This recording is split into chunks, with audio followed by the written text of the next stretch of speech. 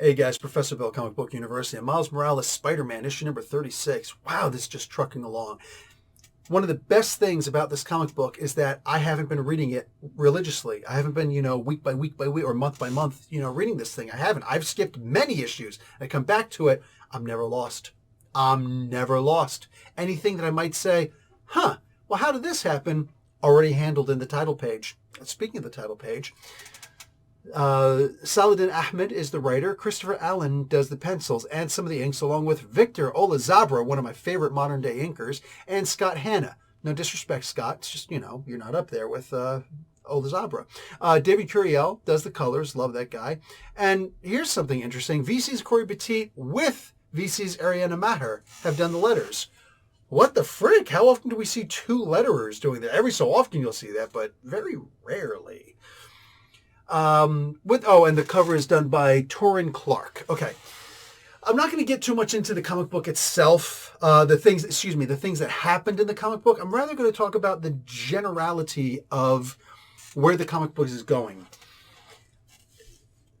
The art in this book was absolutely amazing. Let me actually start with that. We start off and it says the Assessor's Hideout. That's cool. I'm glad that it did that. I really didn't need that because we got that from what was already said in the comic book and the art in itself. Look at the very first panel of this comic book after the title page where you see Miles Morales and the big spider clone thing. Like they're looking at each other, or are they looking past each other? One is looking at this hologram. The other one is looking at this hologram that's talking, right? All in the Assessor's hideout. So the characters themselves are telling you where to look to see what it is that's going on and to get a refresher of what's happened recently, right? To really put you in the mindset of this is where we're at. Right now, comic book is moving forward. And part of where we're at right now is, that's the plot, but is actually the location. Where are we? Says the Assessor's Hideout. Yeah. Say it, but also show it. And they do. When you see all of the rafters that are back here on the floor and the direction, you see the vanishing, you can see the vanishing point in this thing for crying out. You can practically see the dot.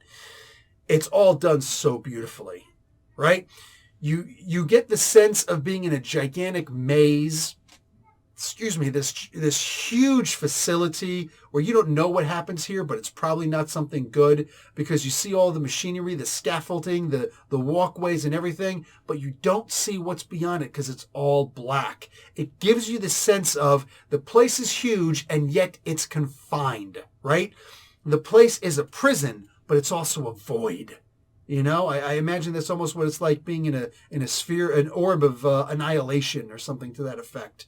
Holy crap. Just this first panel alone, this is a fantastic comic book. Wow. As far as the writing of the comic book, also very good. There's not too much redundancy in here. Only when you have to reassess reinforce that such and such is actually important, So it's an old trick that's not used that often, but it's used here, and I like the way that Saladin Ahmed does it. The guy really is a fantastic writer. If you don't like this politic by him or that opinion by him, that's neither here nor there. It's valid, and it's also unimportant all at the same time. But as far as the man himself and his ability to write a good comic book, hard to second guess the guy, right? If I had to complain about one thing in the comic book, it's that while this clone thing, the spider clone thing, has been going on for a really long time, right? It's been going on for a while. But the individual stories itself don't last very long. There's this dimension hopping thing here where there's a Peter Porker, right? There's a Spider Ham guy in here. There's this incredible Wild West thing with this awesome version of Rhino. There's a version of Black Panther in here, which just got me giddy. I'm like, holy crap, because they don't just say this is what it is. Instead, you just see the outfit, and it is like, what is it, Shou-Lao, whatever, from Mortal Kombat with the big hat, the rim. But no, then you see the Black Panther necklace around. It's like, holy crap, like that was amazing. I saw this like, dude, this is great. Just stuff like this. And then you see Tombstone in the Wild West, and it's like, dude, I am so here for this. And then they just ended that. And I'm like, you could have kept this going. Not even stretched out. You could have just kept it going at its natural progression for 3 issues easily. Oh, I would have loved to have read this. I would have loved to really experience deep this, this particular storyline.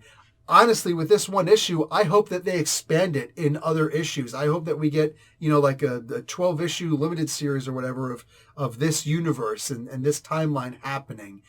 I would love to read something like that. I promise you I would get the first couple of issues just to see if I would give it multiple chances. Wow, this could be really good. I would love to see something like this. This actually got me hyped, to see. It's not very often that different versions of the same character get me ecstatic over something, but this was good. I really enjoyed this. So if I did have one complaint to make, it would be let stories breathe. You're letting the long form story go for what may be too long, but the individual issue stories, not the overall, the arcs of the stories, they're too short. I want to see more of this and that and those and them and them. I want to see them all. And I want them to be able to breathe. I want the story to go. But Ahmed, again, he's just one of those guys. He's got so many ideas. He's not worried about conserving ideas. He's just like, nope, I've got too many. In fact, I need to get them out before I forget them. It's like, dude, write them down so that the story can go a little bit more. But whatever, man. It works for me. This was a really fun comic book. I enjoyed it. I think that you're going to enjoy the plot and what happens here. Let me know if you think that it was also too short, that it should have been expanded a little bit more. Or did it give exactly what it needed to, and now we're ready to move on to the next one? Anyway, wash your damn hands. I love it. Absolutely love it. Reminds me of what Blurred Without Fear Ernie says all the time. Wash your damn hands. Much love, Ernie. All right, I will talk to you guys later. Love and peace, and like the video and watch an ad. Professor Bill, Comic Book University. Oh, hey, class dismissed.